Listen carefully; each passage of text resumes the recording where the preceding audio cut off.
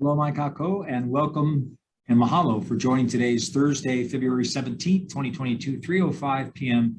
Joint Agriculture, Environment, and Higher Ed Committee hearing in Conference Room 229 and video conferencing, which includes the audio and video of remote participants that's being streamed live on YouTube. I'm Mike Gabbard, Chair of AEN, and I'm joined today by my Vice Chair, Senator Nishihara, Senator Favela so far, and Senator Donna Kim is the Chair of Higher Ed, and she'll introduce her members. My Vice Chair, who just stepped out, was here, Senator Michelle Kidani, and also member Kurt Favela. And I don't see anyone else as of this moment, but I'm sure they'll be joining us shortly. Thank you. Thank you, Chair. And also we're joined by Senator Ocasio on AEN. So you'll find the links to viewing options for all Senate meetings on the live and on-demand video page of the legislature's website at capitol.hawaii.gov. And in the unlikely event that we have to abruptly end this hearing due to major technical difficulties, the committee will reconvene to discuss any outstanding business at 1:30 p.m. on Wednesday, February 23rd, during our AEN via video conference time slot, and a public notice will be posted on the legislature's website. For testifiers, all testifier audio will be muted and video disabled until shortly before it's your turn to testify. And because of our 90-minute time limit for each of the AEN hearings, there will be a 2-minute time limit for all testifiers. And we'll have a virtual countdown timer on the Zoom screen. So please be aware of the timer. I'll be announcing only the testifiers who will be providing testimony via Zoom. And for the complete list of testifiers, along with all of the written testimony, please go to the legislature's website. You'll find a link on the status page for the measure. And we also apologize if the closed captioning does not accurately transcribe the names. So we have just one measure on today's 305 agenda. It's Senate Bill 2959 relating to the University of Hawaii. And it appropriates funds to the University of Hawaii for the College of Tropical Agriculture and Human Resources to establish one full-time agricultural education coordinator position. And first up for our testifiers is Nicholas Comerford, testifying for UH. Good afternoon, chairs and vice chairs. Nick Comerford, the Dean of the College of Tropical Agriculture and Human Resources. The university stands on its written testimony in strong support of this measure, and I am available for any questions. Thank you. Thank you very much, Dean. Next is Department of Agriculture. Good afternoon, Chairs Gabbard, Chairs Kim, committee members, Morris Sata for Phyllis Shimbuku Geyser for the Department of Agriculture. We'll stand on our testimony in support and defer to the university for comments. Thank you. Okay, next is the Local Food Coalition, Kendall Matsuyoshi. Good afternoon, Chair Gabbard, Chair Kim, Vice Chair Nishihara and Kidani, and members of the committee. Kendall Matsuyoshi on behalf of the Local Food Coalition. We'll stand on our testimony and support. Thank you. Thank you, Kendall. Next is Lydie Bernal from the Hawaii Farm to School Hawaii Public Health Institute. Aloha, mai kako, Lydie Bernal. And we stand in strong support of this bill. We thank the committees for hearing the bill and also thank the Senate for passing Senate Resolution 80 in 2015, which is the reason why this bill is here now. There was a working group, the P20 or Preschool through Post-Secondary Ag Education Working Group that did meet for a number of years, 2015 to 2019, and establishing this Agriculture Education Coordinator at UH-CTAR is the primary recommendation that came out of the report. This coordinator would implement the plan that was also laid out in that document, final report to the 2019 legislature. So thank you again. Aloha. Thank you, Lydie. Next is Brian Miyamoto from the Hawaii Farm Bureau. Good afternoon, Chairs Gabbard and Kim, Vice Chairs Nishihara and Kidani, and members of the committees. Brian Miyamoto here on behalf of the Hawaii Farm Bureau. We'll stand on a written testimony in strong support of this, and we appreciate all the support for the Farm to School program. And if I may, Chair Gabbard, Chair Kim was trying to thank you for the snack, but you were having difficulty hearing, so I just wanted to confirm that she tried several times to thank you because you did bring it on your side. Thank you, Chair. You get finally extra got points through. for that, by the way. Thank you, Brian. Okay, and next is Tyler Levine from the Hawaii Youth Food Council. Aloha, Chair, Vice Chair, and members of the committee. My name is Tyler Levine, and I am testifying on behalf of the Hawaii Youth Food Council in strong support of this measure. The establishment of an Ag Ed coordinator position would really give students the opportunity to become a part of the very systems of support and development that grow a future for society as a whole. By participating in the systems that sustain a community, such as a school food system, awareness grows through experience to spark interest, prompt questions, and cultivate creativity. This form of food citizenship would not only grow a new generation of farmers and food advocates, but also inspire intergenerational within and throughout every sector of our local food system. So thank you for the opportunity to share our thoughts, and I'm available for any questions. Thank you, Tyler. As a former teacher, I got chicken skin just listening to your testimony. Thank you for getting involved in the process. Okay, and let's see. That's all of the testifiers we have. Question time. I'll start off the questioning with Dean Comerford from CTAR. Dean, obviously we can see that this is an important bill. Can you explain to the committees just why the UH-CTAR position is essential for continuing and expanding this type of work? Thank you, Chair, for the question. Yes, agriculture, as you know, in the state of Hawaii is in desperate need. It's desperate need of advocates for agriculture. It's in desperate need of practitioners of agriculture. This is seen as a long-term effort to develop a better understanding of agriculture, a better background for our young people in agriculture that will hopefully not only provide a well-educated electorate, which we obviously need across the country, but also hopefully lead towards individuals like our young lady was talking about that will be practitioners in the field.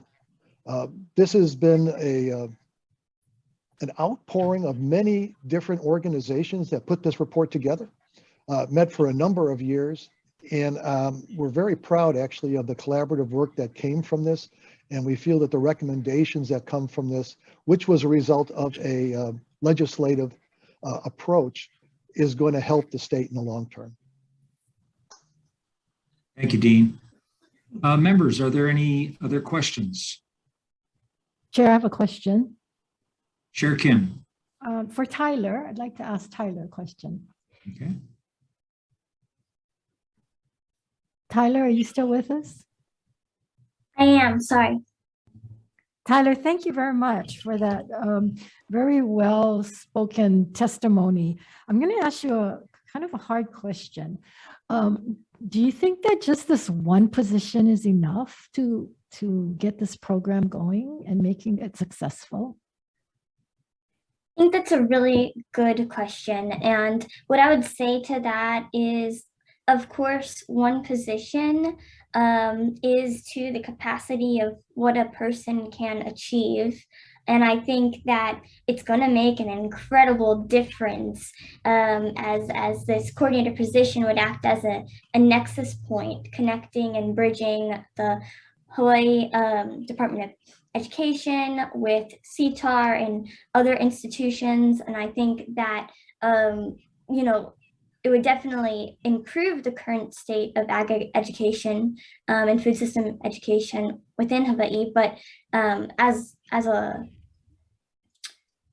just out of honesty, I think that there should definitely be a whole crew or whole team involved. But I do think that one person is an incredible start, because from this seed will grow a great, beautiful tree that will provide generously to all other living things. And I think that, of course, they will spread more seeds some new movements. And there's an incredible network of organizations, NGOs, and nonprofits that are working to advance this as well. So just this coordinator position, again, acting as a bridge or a nexus point, connecting to all of those other institutions and providing access to youth for this exposure is vital for our future here. I could not have answered that any better than you just did. Are you planning to go into agriculture? Yes, definitely. And what grade are you in, Tyler? I'm currently in 11th grade. 11th grade. Okay. Well, in a couple of years, you come see me. I might have to have a job for you somewhere here at the legislature. But thank you. So let me just ask Nicholas about the similar question. Is one position enough? I know it's a start, well, and I know, those of us that Sure. support ag and support our future farmers and so forth, that we want to see a robust program, and we got to start somewhere. But ultimately, what do you see? Well, Senator, I guess the first thing I'd say is I feel incompetent following the last speaker Yes. and an ability to answer a question so eloquently. But given the opportunity, I think to begin with, yes, it is, because don't forget, this is a teacher teaching teachers as well.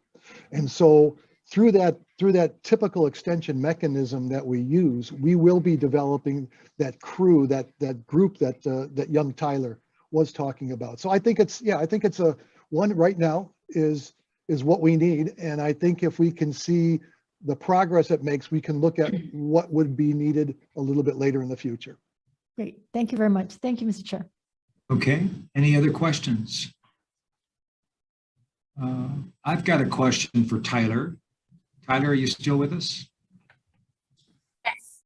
So you're a junior in high school. How old are you, if you don't mind me asking? You're not supposed to answer on that question. I'm 17. 17. Okay. And you're thinking about getting into farming. And do you know what the average age of farmers are in Hawaii? Yes, sir. The average age of farmers in Hawaii is approximately 60 years old. Approximately 60, you are correct. So when you said that, I got chicken skin again, because many young people, they don't realize that farming is a noble profession, and that it is no less noble than being a doctor or a lawyer or a business person. So thank you very much, and tell your friends, and if I can help you in any way, do not hesitate to contact me, okay? I asked her first, Senator Gabbard. No, I'm sorry. I chair the Agriculture Environment Committee. That's why I take. Well, I chair the higher education. Higher education. Tyler, what school do you go to? I'm currently homeschooled. You're homeschooled. See, that's why. Well, kudos to your mom and all those that are educating you at home. Thank you, Tyler. All right, members, any other questions? Seeing none, I don't think. Senator Ocasio has a question. Senator Ocasio. I just did have to pipe in and say that there might be some more competition for Tyler, because I might need some session hire. I asked first. But thank you for. Yes, I guess I'm gonna have to chime in too. Okay. No, we're not Chime in too. gonna. I have a big research office, so I may be looking for some researchers. Okay. Okay. You may have to go to the highest bidder here, Tyler. So thank you. Thank you so much. Okay, members, I don't think it's necessary to go to the breakout room. My recommendation would be to SB 2959 unamended as is. Are there any discussion? Chair Kim, are you in agreement? Yes. Great. Okay, so for the Agriculture Environment Committee, Chair votes aye. Vice Chair Nishihara for the vote. Vice Chair goes aye. Senator Ocasio. Aye. Senator Rhodes, excused. Senator Favela. Aye. Motion's adopted. Thank you, members. Okay, and for the Higher Education Committee, we're going to make the same recommendation, and I am saying this very slowly because my vice chair is on her way in from across the hallway. And you just give me a minute.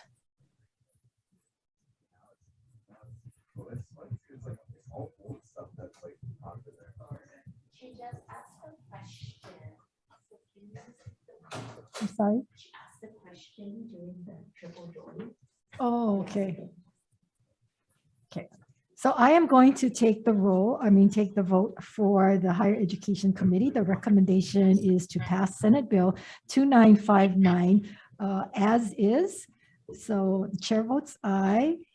Vice Chair is excused. Senator Agaran, Keith Agaran. Aye. Senator Wakai. Excused. Senator Favela. Aye. Okay, with 3 ayes, 2 excused, the recommendation is adopted. Thank you very much, Committee on Agriculture and Senator Gabbard. Thank you. Thank you very much. And this concludes the 305 joint hearing. Mahalo.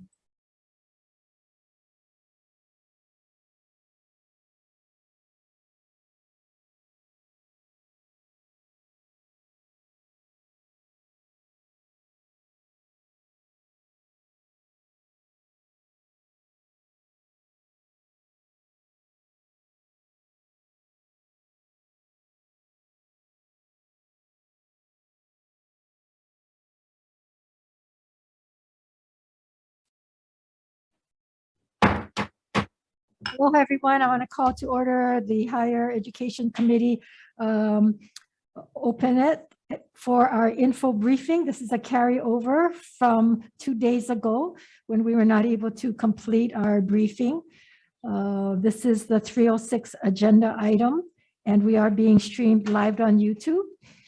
In the likely event, we have to abruptly end this hearing due to technical difficulties. The committee will reconvene to discuss any outstanding business on Tuesday, February 22nd at 3 p.m. in room 229, and a public notice will be posted on the legislature's website. We do not have any testifiers signed up, so I'm going to dispense with that. We will, however, be asking questions, and apologize if for some reason, as we're asking questions, if there is a glitch, we will try to fix that, but hopefully that won't happen.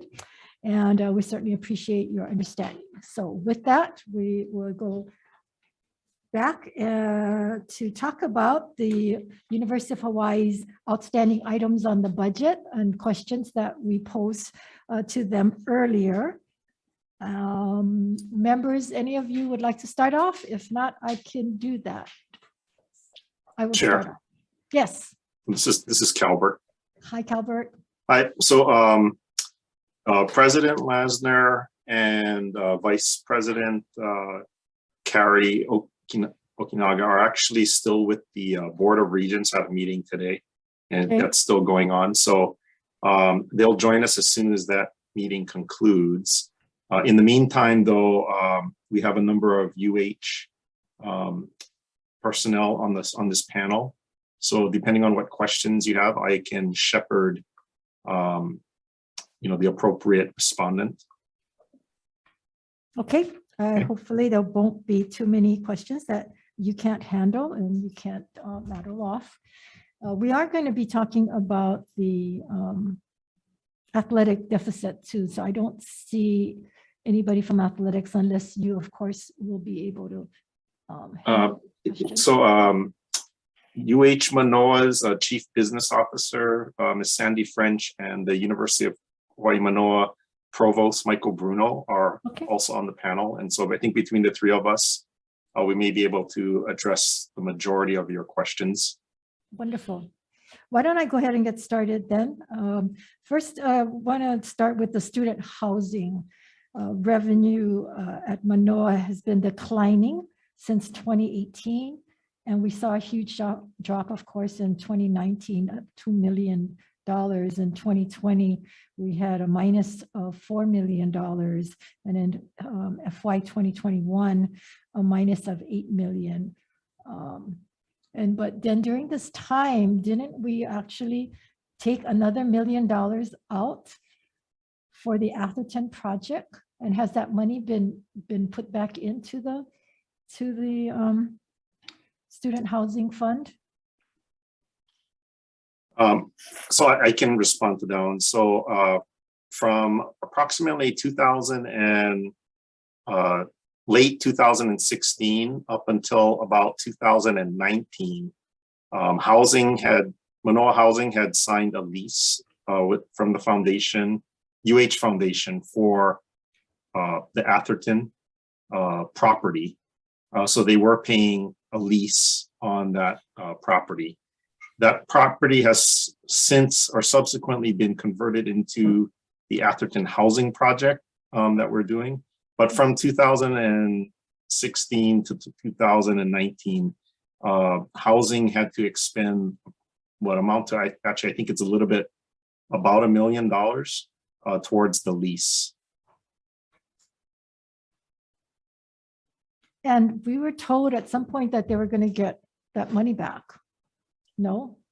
We are still anticipating that they will get their money back, but as of today, we haven't returned any or given back anything of what they've paid out on the lease. Okay, so that amount is included in the deficits that I just mentioned. The 4 million in 2020 and the 8 million in 2021. Is that also embedded in? That it probably is included as part of their fiscal operating for those years. Okay, and you know, during this time, and I have emails from students concerned about the power outage, flooding from rains and power outages. Have those all been fixed and upgraded and not just band-aided? That I couldn't say. I would check maybe Manoa campus. On December 8th of 2021, there was an unplanned outage occurred, which knocked out power to the majority of the UH Manoa campus. Power was restored about after 6 hours, except for St. John Plant Laboratory building. And that took weeks, if not longer, according to this, email that I received from one of the students, or a number of the students, I should say. And they also said that there are several students who wish to lodge grievances, but are afraid of possible retaliation from the UH administration. So I guess the link between the deficits for student housing and cost of student housing, and yet we're building new ones, and yet we cannot even take care of the ones that is already there. How do we reconcile that, Calvert? Well, separate from the Atherton project, because where that project is, it was, or it is still yet to try and accomplish their original goal, which was to increase inventory of available student housing. So that's still the course. It was also for affordable student housing, which is not, and we don't have control over it because the third party is going to control that, right?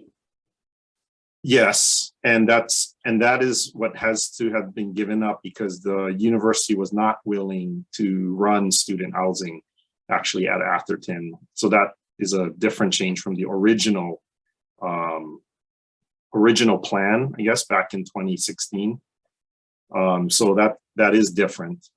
But student housing on campus, I do know that Manoa student housing runs on a very thin margin, even pre-COVID. You know, they do have very affordable rates or low rates, and their operations are somewhat blended to the overall campus. They get a lot of support from the larger campus, not only from student housing operations. So, yeah. Okay, so speaking of the Atherton, I was told that UH would have to pay for the use of the classrooms and common space for the innovation portion. And I forgot how much that was, 300,000. I forget what that amount is. Do we have a final amount?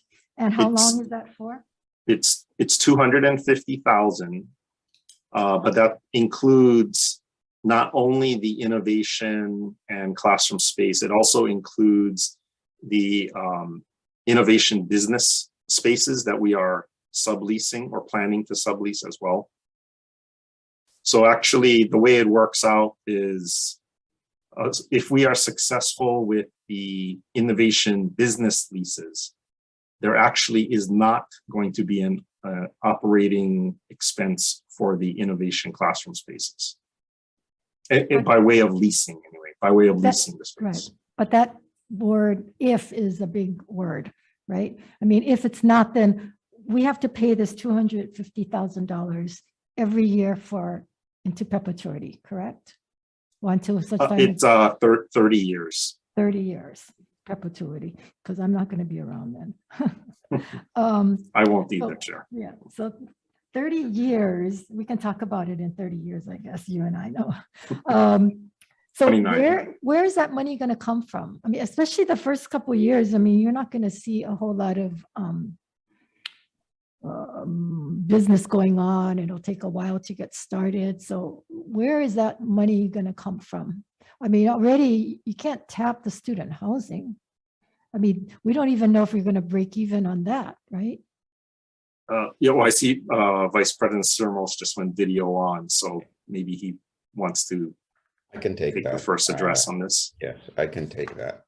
So hopefully once the building is said and done, there is going to be 8,000 square feet for operations for PACE, which is the Pacific Asian Center for Entrepreneurship. And then, that I'm talking about net square footage, and then 5,500 square feet on the second floor of Charles, which is the pink building, and another 5,500 square feet on the third floor of Charles to be rented out. So at this time, we have a committed tenant for the third floor, and that rent is very close. And I don't want to go into the negotiations we have currently, but it is very close to that $250,000. So if we are able to also rent out the second floor, then probably we'll have a small profit out of profit.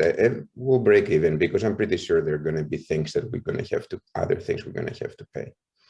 Okay. So I don't want to raise expectations, Senator. I think we're going to break even. That's good to know. So where does PACE get their funding to run? I don't know that. Maybe the Manoa campus can answer that question, whether that is Michael or Sandy. Okay, because they're going to get free rent, right, based on this. And but their costs, because I know that they do have a revolving account. Don't they have a revolving account with RCUH? Which is another whole question that I might have. So I believe PACE is funded through the Scheidler Business School. So, but I'm not sure like the composition of their funding. But Scheidler has a number of revolving funds. Yeah, well, Scheidler also gets general funds from Manoa campus, tuition and fees from Manoa campus. They probably do have research dollars in there that probably is run through RCUH as well. So. Maybe we can take that question, Senator, and we can get you the information. Can you get back to me on that? That'll be interesting to know. Yes, Senator. Okay. So I guess going back to this overall student housing as to how do we then maintain the current inventory and make sure that the students that are living in the current student dorms are not going to be faced with more power outages and so forth that they say they continue to experience. Calbert, I can answer that perhaps. Certainly, Provost. Yes, good afternoon, Chair.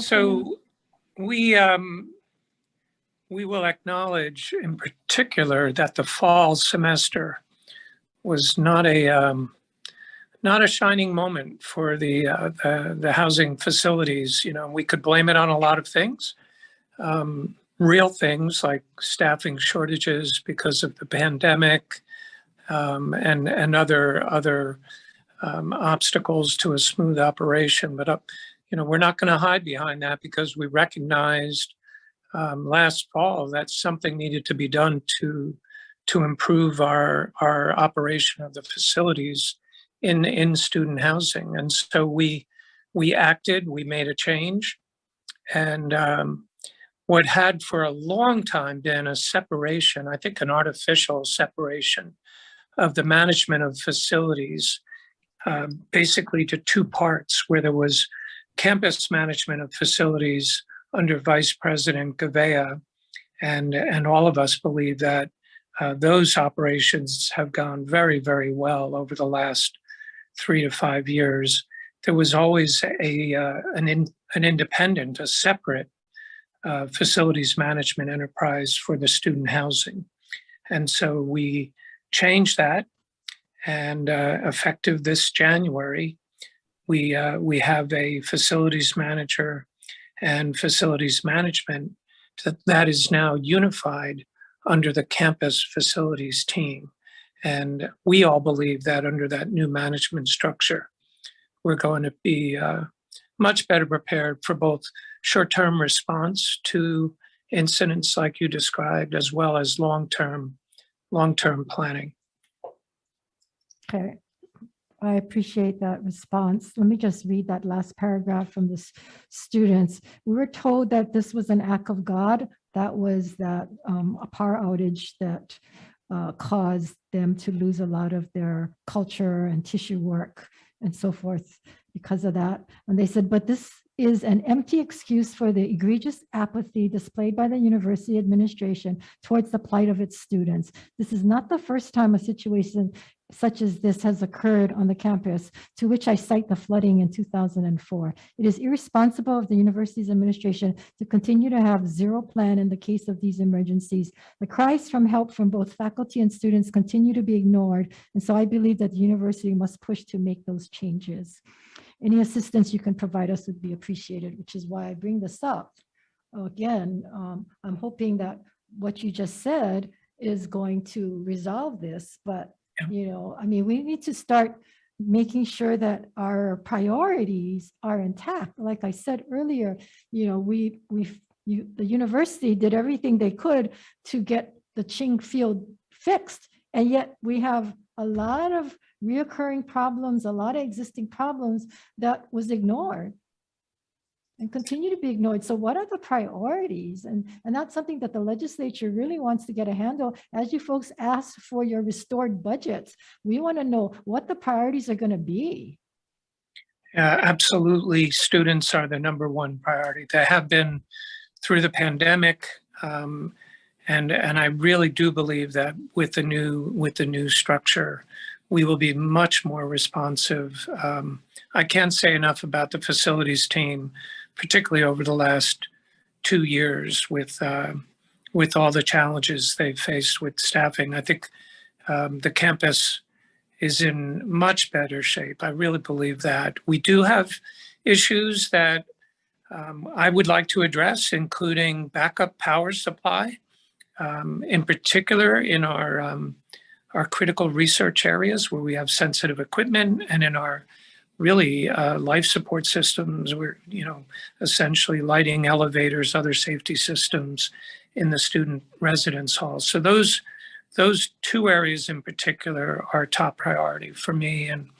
And I know for Jan Gavea and her team, we have been talking about things like backup power, expensive, but really important to the future of the university and taking good care of the students.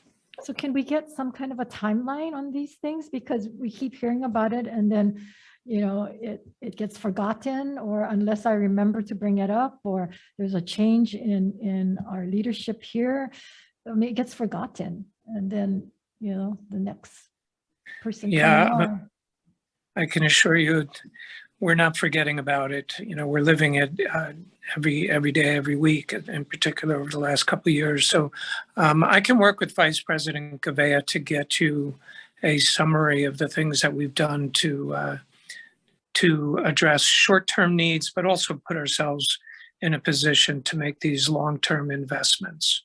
Okay, will you make a note to update us on this at the beginning of next session? Again, I'm going to ask, and if I forget Yes. to ask, can you bring that up? Because I think we need to stay on top of it. Yeah. Okay, thank you very much for that. Members, any other questions regarding student housing before we move on? Since we were talking about PACE and RCUH, I know we talked about it last meeting about RCUH and the ex-MBA program. Also with that program was the study abroad program.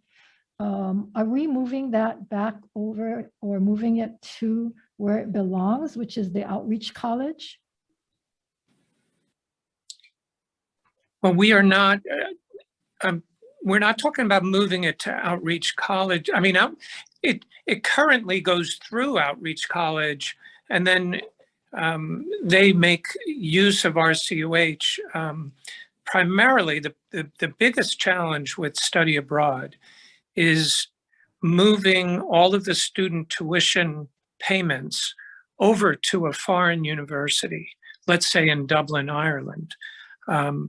And the complications, as I've had these meetings over the last more than a year, the complication is that when you have students, particularly students on financial aid, where they have Pell Grants, they have student loans, they have maybe UH Foundation scholarships and direct scholarships from us, it takes some time for all of those funding sources to come together and come up to the student's cost of attendance. And that doesn't happen until early in the semester. By then, the foreign university expects the tuition payment because the students are already there.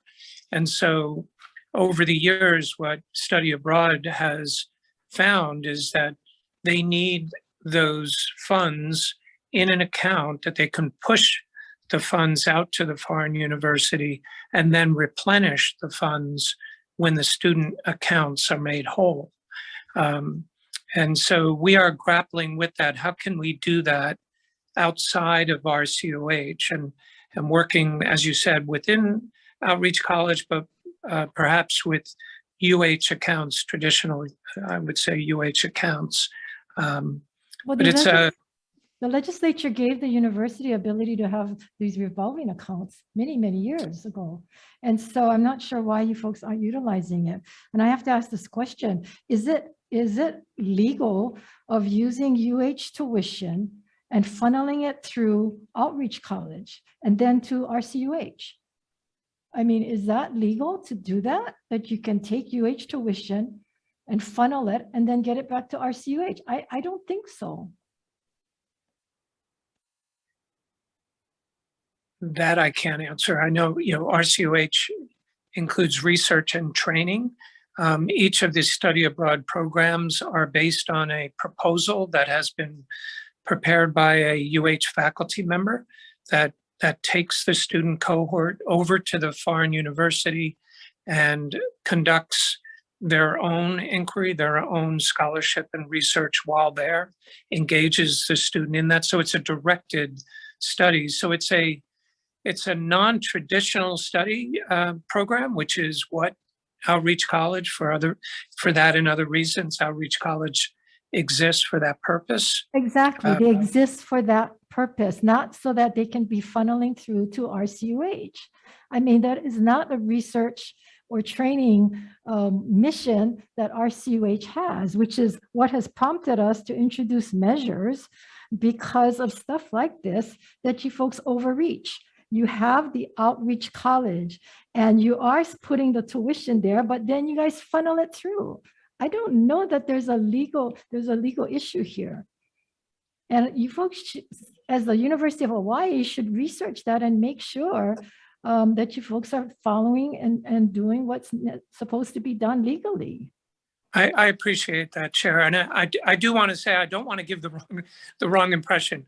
I am not defending the past practice. I'm explaining what has been done in the past and their arguments for doing it in that way. Understand, but we want to Sandy- hear reasons on what you can do to make it right. Yes, yes. Because I'm going to also bring up this. There was a ethical violation from the Hawaii State Ethics done in November of 2021, where they ruled that the person in charge of study abroad violated the ethics laws, and they fined her $5,500. And she was utilizing a bank account that was taking the $5 supposedly that was put in, and they were using it to pay for food and alcohol for annual holiday luncheons. And she claimed she didn't know because although she was there since 1995, she didn't have classes in ethics and didn't know she was supposed to not do that. I'm not sure how you're a member of the University of Hawaii for that long and not know that. I mean, I think this is basic stuff. So who paid for this fine? Did she pay the fine personally, or did UH pay for the fine? The individual paid for the fine themselves. The university did not pay any portion of the fine. That's good I to know. just want to say, Senator, we took that very, very seriously, and separate and distinct from that, the university conducted its own internal investigation and cooperated with the Ethics Commission.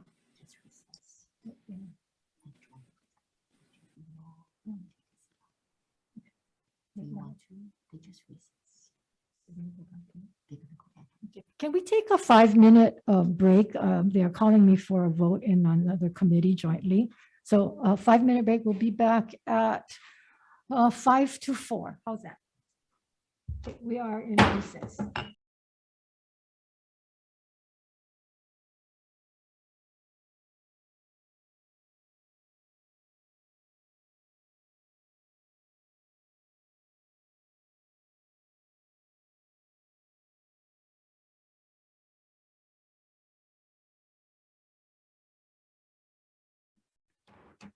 Call back to order the Committee on Higher Education, our briefing on the University of Hawaii follow-up budget questions.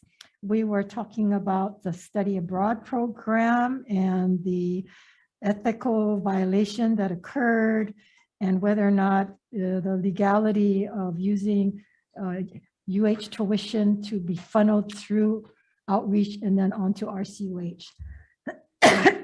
Excuse me. And of course, the purpose of the outreach college was to, and I went online, and it does talk about having your study abroad program. So I hope that this is something that will be looked into also, just like the ex-MBA program, and that we will be able to resolve this issue so that the program can continue on. Any other questions regarding the study abroad program as we move forward? Okay, thank you. The next area we wanted to talk about is athletics.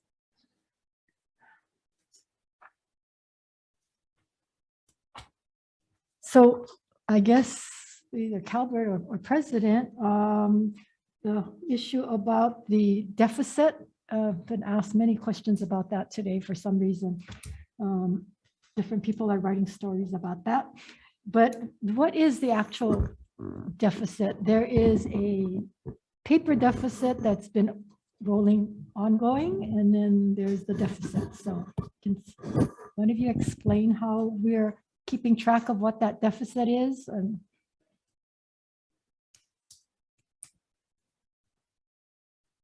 So again, Senator, the deficit is a term that refers to the annual difference between revenues and expenditures. And it is a one-year operating budget terminology. And the reason I previously referred to it as a paper deficit is because the bills are all paid.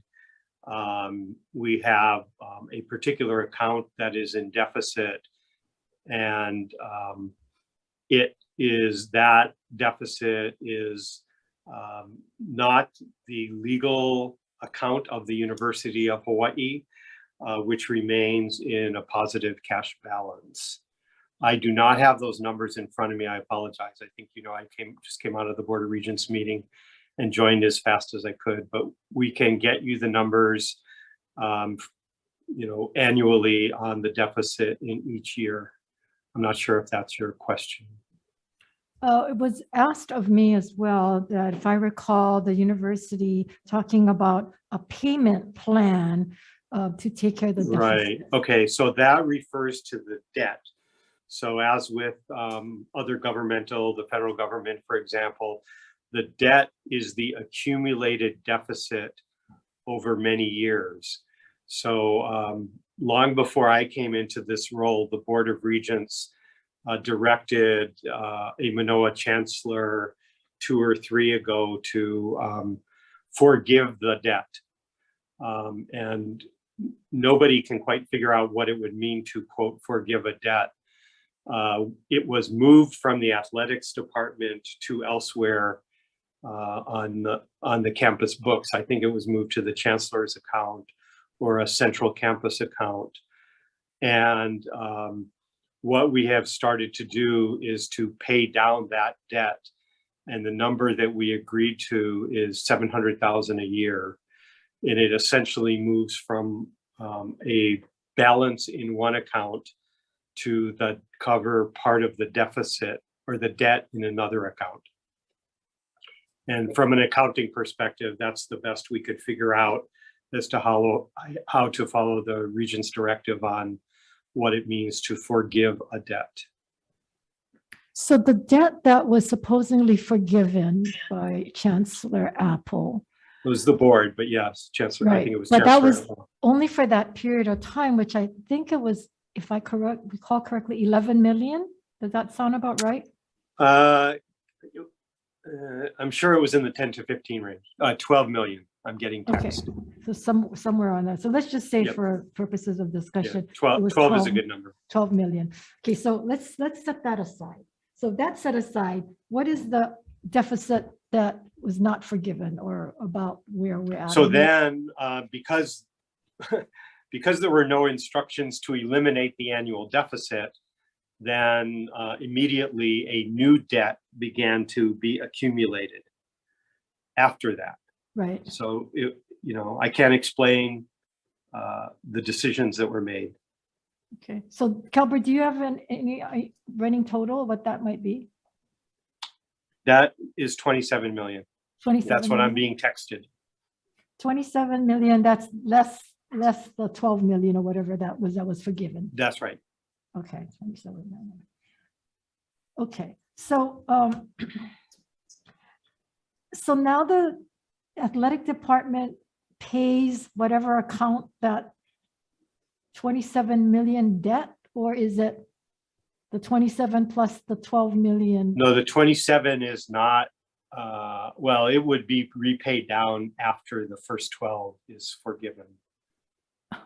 And how long does you anticipate the 12 going to take us to? We're looking at overall, I would say at this point, I'm more concerned first about personally stopping the annual bleeding. There are a number of factors outside of our control, such as, the 4 million that you and I have talked about that kind of comes and goes, of which 3.6 is Manoa Athletics. We also had the surprise issue of, surprise for us of Aloha Stadium disappearing, which hurts us on the ticket revenue side. So our first goal is to stabilize the annual operating deficit using tools that we hope are under our control. One of them is and I briefed the Board of Regents on this, and I'm not sure if you were listening to that particular one. If not, the minutes will be available on an approach to doing that. We are hopeful that the legislature will be supportive of restoring that 4 million. We know that in the other chamber, there are some initiatives to try to help UH athletics as well. So we would like to believe that there is hope coming on the university side.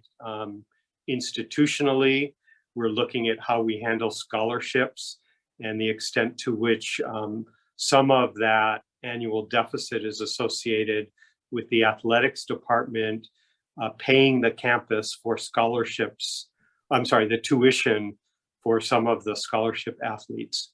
So, that's a decision of the campus that we have looked at and agreed to try to remedy that, in part using a tool that the regions have provided, and in part using campus resources with the tuition scholarships that we award.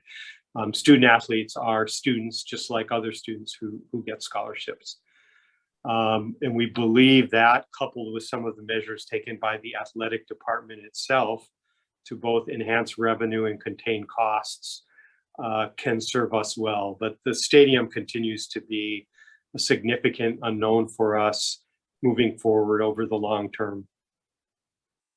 I was going to ask about the scholarships. So can we get at any given year, what's the total amount of scholarships? And I know it changes depending on how many. We can certainly out-of-state- give that. Right. We have it in the agreement we reached just started this year to have the campus cover more of the scholarships. That's something I worked out with the campus and with athletics, looking at those numbers, but I'm sorry, I don't have them in front of me right now, but it's certainly something we can provide you. Because you were talking about 100 scholarships that come out of athletics, or is it more than that? No, I think the number is higher. I think the number of, I'll see if anybody texts me. I believe the number of scholarship athletes is more like 250, something in that range. Okay. But I'm not positive.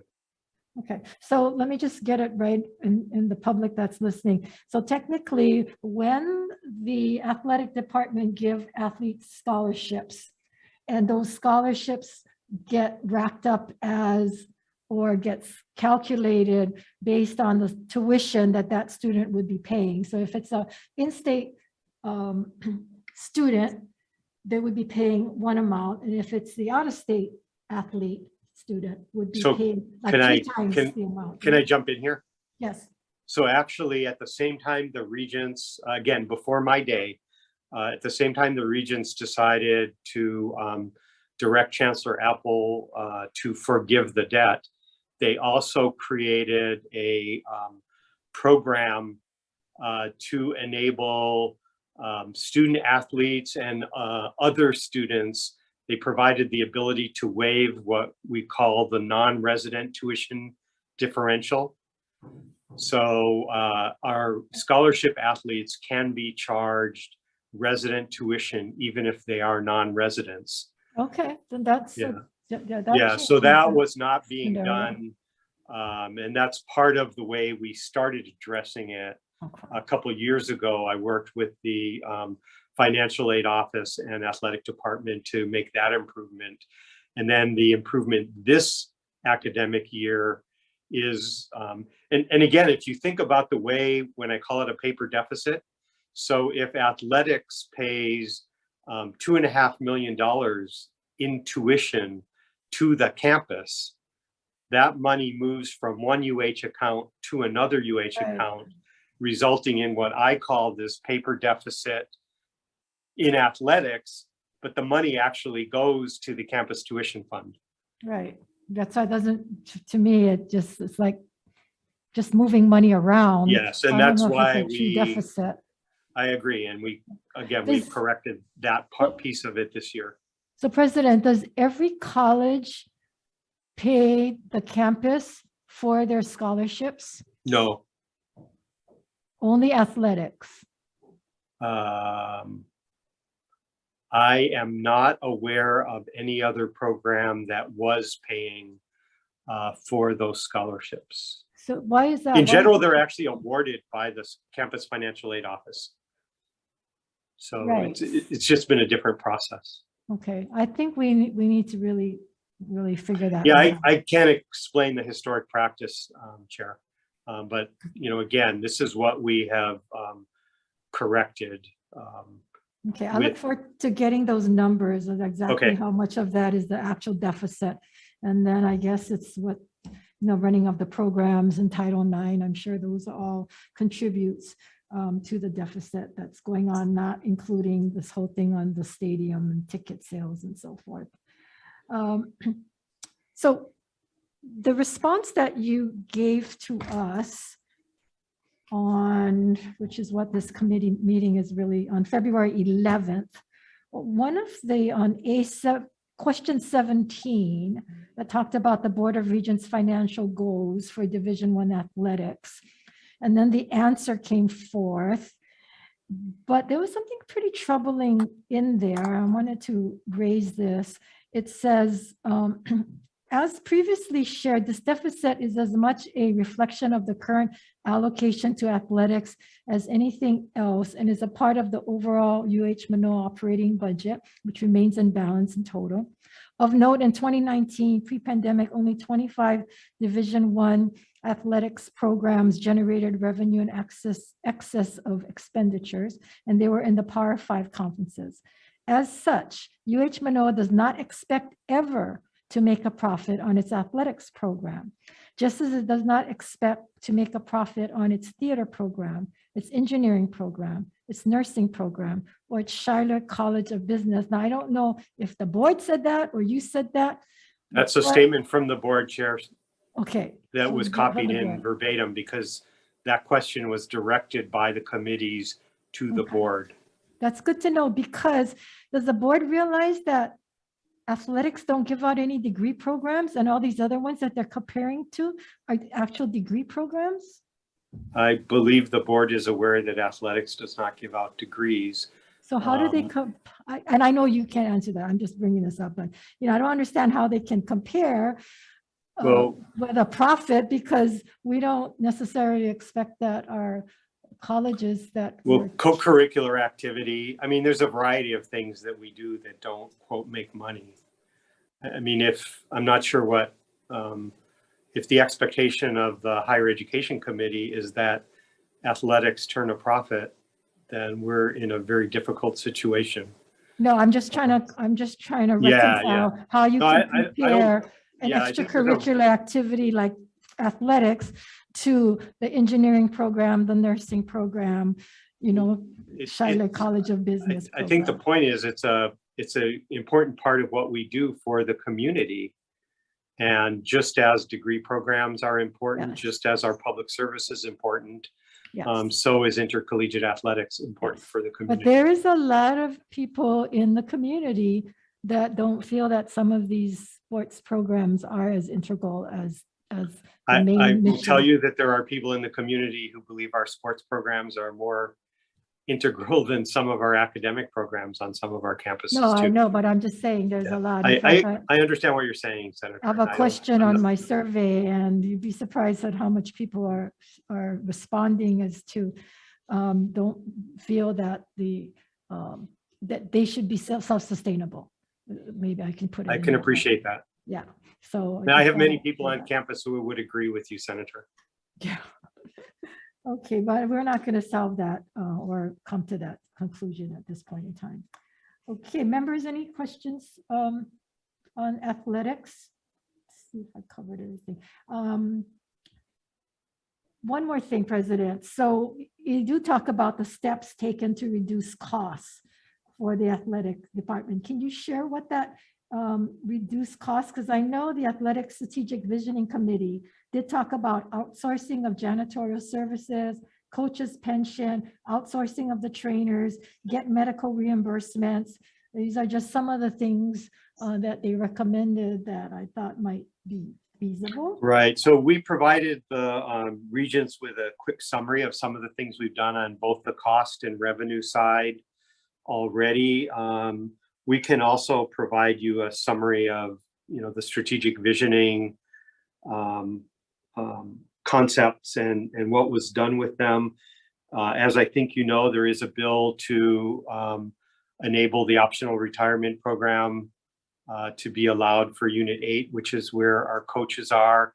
We've done some things to contain it, but as you know, from our conversations about our favorite disagreement, S397, that the fringe benefits, which jump from have jumped from 40 to 45% to 70% and up, then apply to coaches' salaries that are paid with special funds. And that's another example of something completely out of our control, where our costs, the costs in athletics can pivot by as much as $1 million. So, you know, we're doing our best under those things.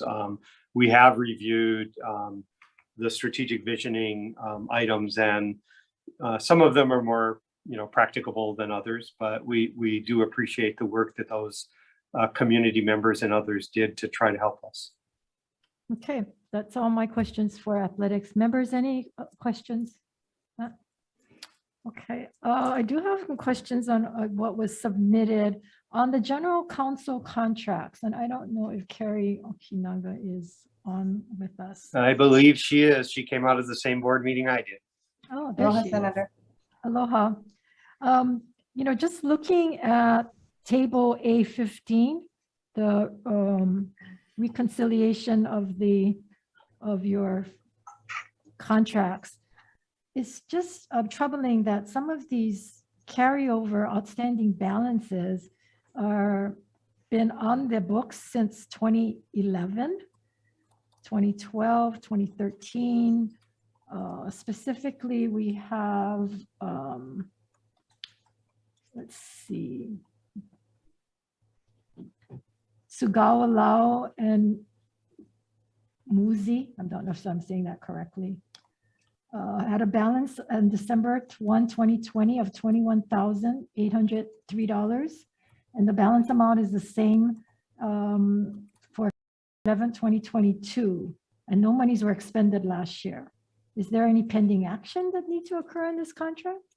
There definitely is. So this was a relatively new contract to represent us as a plaintiff to recover costs. So sometimes the billings on those are not as, so we're not a defendant, we're a plaintiff in that lawsuit, and we hired them to do to get us relief on a cancer center windows. So there are billings that are not reflected here. The outstanding balance is what's left on the contract, right? Right. So that, I'm pretty sure that has been spent down. We need to probably, I know we're in process of modifying the contract to add money to it. Okay, so like on the first line, it says UH Manoa campus entryways and kiosks. And it was from 6/27/11 to completion of construction. Date executed 6/27/11, outstanding balance $17,000. We paid $72,000. So what is outstanding on that? That's over 10 years old. Yeah, that is a patent attorney and a patent case. So those are really the faculty's relationship with their outside counsel. This list, thank you. I can take those. So we have actually a dozen or more contracts, legal contracts, to prosecute our patents with outside counsel. Most of these contracts are mainland IP law firms, and some of them do go for many years, because it's not only the first patent, but they are US patents, international patents, and then protection of these patents as the years go by. So that's what those contracts are. Okay, it would be helpful if you guys give us a better description, because it says architecture and then it says UH Manoa campus entryways and kiosks. Contract is monitored. You don't tell us that it's for patents. We have no way of knowing this. I think between Carrie and I, we can do that on our contracts. Yeah, I think that might answer some of our questions without having to bring it forward. So we color coded it. Yeah. So the lavender ones are the patent. I'm sorry, I'm sorry if your copy doesn't have it, but I specifically provided a draft as opposed to the first document that was all the contracts, pending contracts for the university. I pulled out at your request all of the outside counsel contracts and color coded it. So all the lavender ones are patent. So there's 25. And then there's the darker purple, which are paid for out of research dollars because those are basically research, what the associates call the cost of doing business. And then the white ones are the ones that are not funded out of research. Okay. How many actual new cases outside cases did you take on this last year? So this last fiscal year, I opened two bond counsel contracts. So those are no money. You'll see $0 ever expended because the attorneys are paid out of the bond issuance. So those are contracts we have to open to, do the bond transactions, but we don't pay. Okay, so that's it. That's it, just those two. Those two. outside. Well, I'm sorry, in the non-patent cases. So in the non-research, non-patent cases. I'm sorry, just non-patent cases. So I've included everything other than the lavender when I tell you two bond counsel, that's it. Okay, so let's see. So the Bachman Hall flagpole replacement.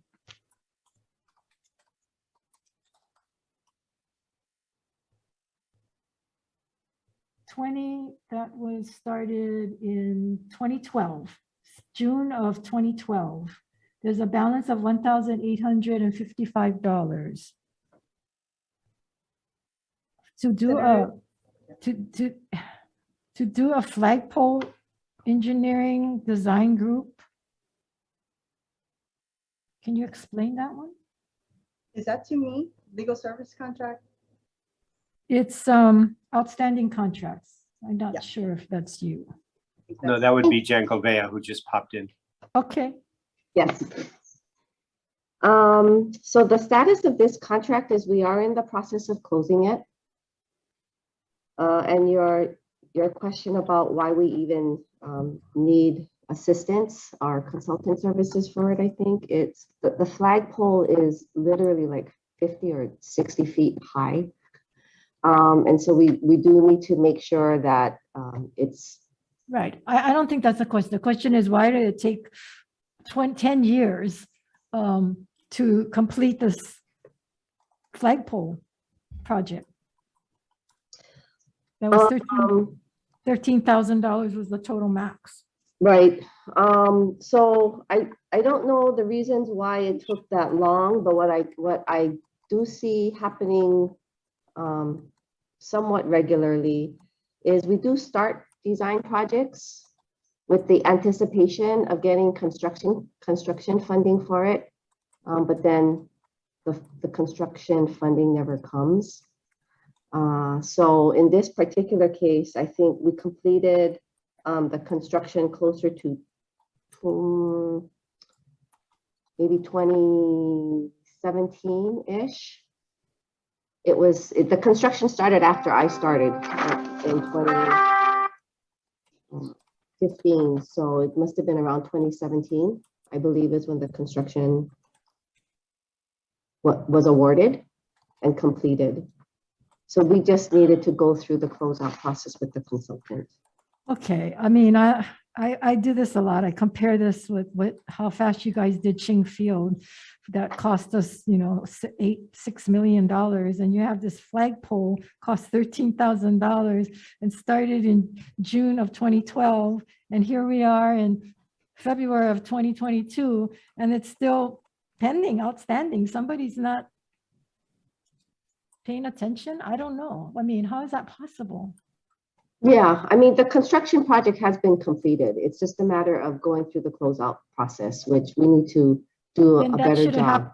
Yeah, that should have happened, right? I mean, and some of this has been on the books repeatedly and nothing gets done. Yeah, I agree with you. So we are in the. Okay, Sinclair Library basement renovation. Started in 2013, $19,000 outstanding balance. Is it complete? Is the work completed? I believe the work is complete for that project. But what? Yeah, we just need to go through the closeout document process. So the closeout document process is actually a very tedious part of the process that contractors generally don't like to do because they're almost all paid and they're ready to move on to the next project. But what we expect the contractor to do prior to us closing out the project is for them to submit the last set of final drawings, all the warranties, all the manuals, and the final set of submittals.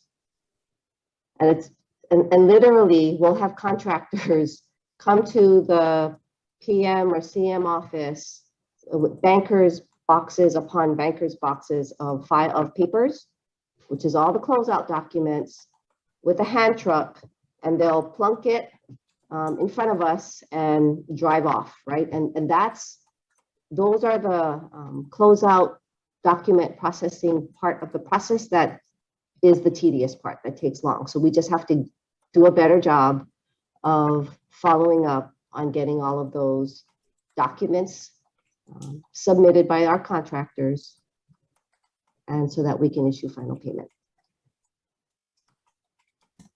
Okay, I'm hearing a lot of excuses for a process that is within your realm and within your jurisdiction. And if it's so voluminous and there's so much problems, then why haven't we come up, or you folks come up with ways in which you can streamline this? I mean, with the advent of the computer and electronic and so forth, I just don't understand why these things are still outstanding. And some of these things I can see if it's large. I don't see, did you guys close out Chingfield? I don't believe we did just yet. I don't see, is that here on, is it on this outstanding? I don't know. Because I didn't see it. And if, you know, and I guess I'm thinking if you close that out, but you haven't closed out some of these others, I mean. Yes, some of these are small. They're 15,000, you know, total amount of the contract. It's not like they're huge monies, and 11,000, I mean, 19,000. And yet they've been on the books for 22 years, 20 years. Yep. Somebody's certainly not doing the work. I don't understand. Yeah, I'm agreeing with you, and we are slowly getting through the list. Okay, we will keep this list active until next year and see how many of it you actually close. Okay. Okay. There. Okay, let's see. That's all the questions that I have right now. Members, anything you want to bring up? Any questions? If not, thank you. Thank you very much. We are